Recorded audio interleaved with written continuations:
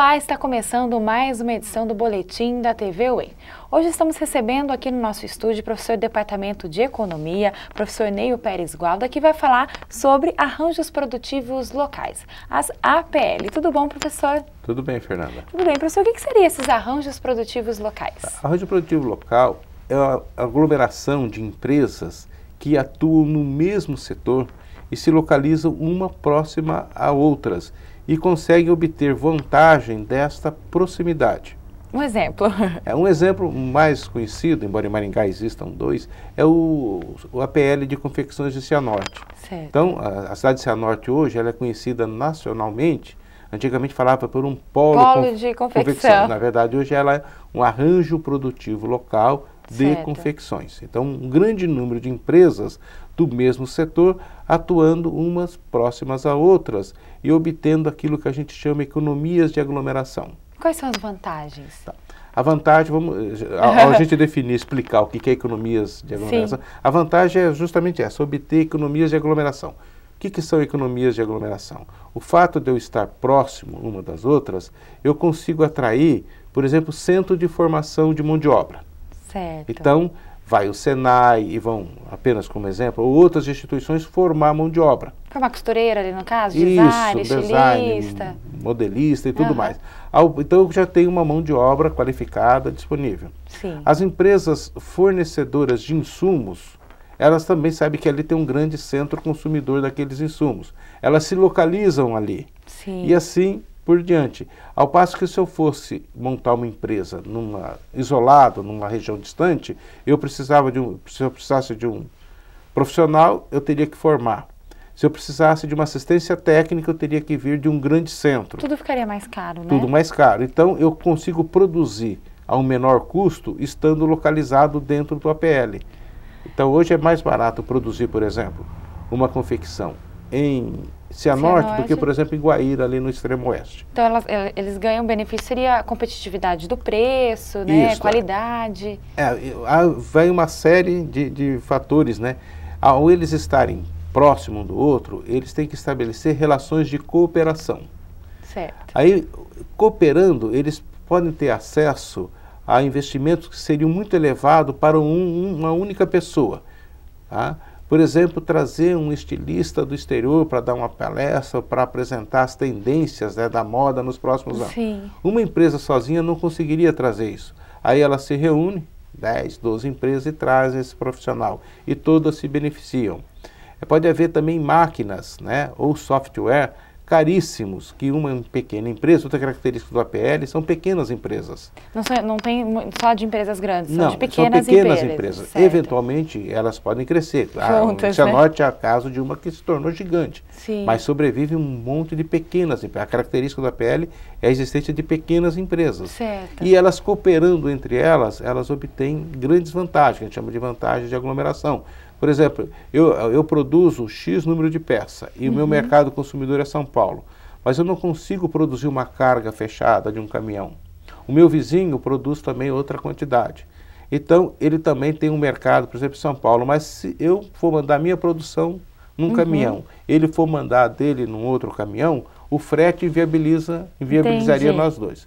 Aí nós nos unimos e um caminhão só leva as nossas duas forças, né? Unindo forças, cooperando. Cooperando. Professor, mas elas são concorrentes, né? Como cooperar e ser concorrente? Isso, a princípio parece paradoxal, mas não é. A gente faz estudo de caracterizar o APL. Então, o que caracteriza um APL são justamente esses ingredientes. A cooperação e a concorrência. A cooperação me leva a reduzir custos. E a concorrência me estimula a inovar, a desenvolver novos produtos, sim, a buscar novos métodos de trabalho, tá? A ter um produto diferente do meu concorrente. Então, eles continuam concorrendo, sim, não é para fazer uma união e combinar preço, essas coisas. Aí foge do espírito do APL. É concorrer e cooperar. Cooperar informações importantes, né? Isso. Como o professor citou. Isso, não assim do mercado dele, mas do setor. Do setor no geral, né? Então, e aí como a questão... Então, se o APL, né, os arranjos produtivos locais, trazem tantos benefícios para as empresas, aí o governo... E as políticas públicas, né? Sim. De estimular. O governo do Paraná até criou, né, uma rede APL Paraná, e tem algumas iniciativas nesse sentido, mas não dá para criar, através de ações do governo, de políticas públicas, não dá para criar um APL. Não dá para forçar. Não dá para forçar. Não. O APL, a gente disse, ele surge de um acidente histórico. Alguns acontecimentos fazem com que as empresas vão surgindo uma próxima à outra. Por exemplo, uma empresa se instala num dado município e alguém começa a dominar, por exemplo, a produção de imóveis. Aí ele contrata marceneiro, ele treina no começo, né? Ele forma marceneiro, vai ensinando mais pessoas a fazer imóveis.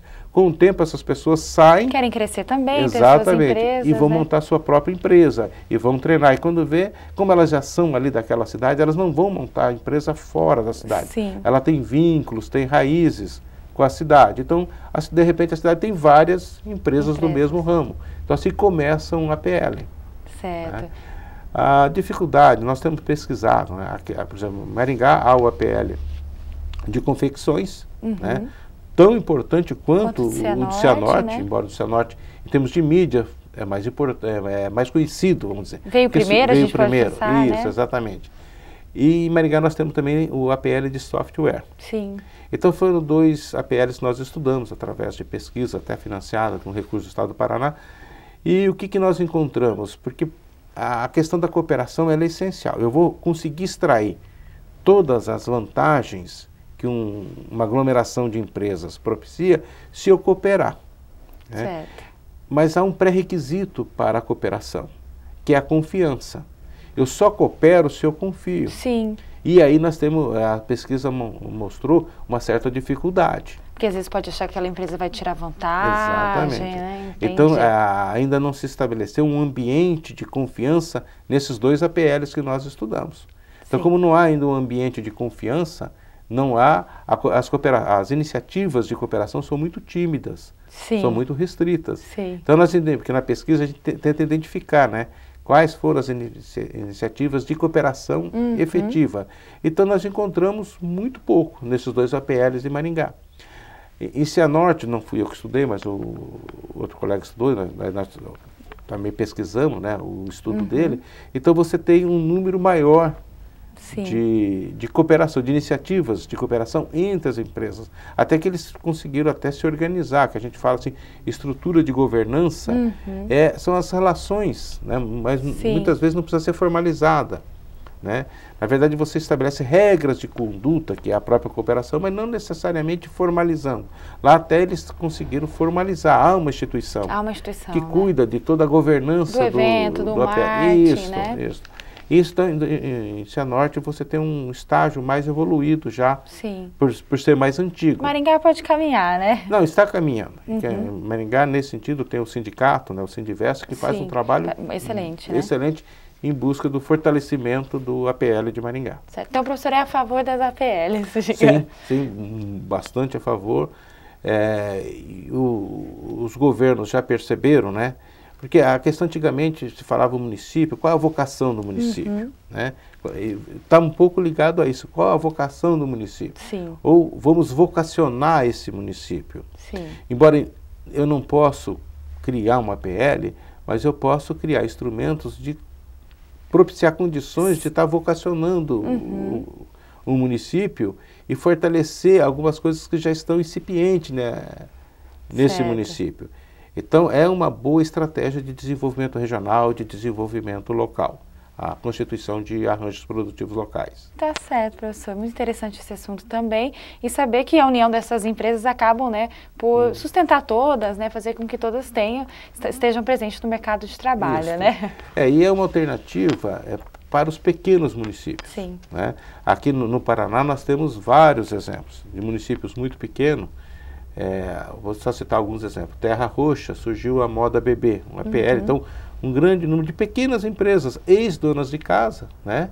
Que aprenderam, né, a confeccionar, a bordar e hoje constituíram suas pequenas empresas. Há um grande número e ali você tem uma APL.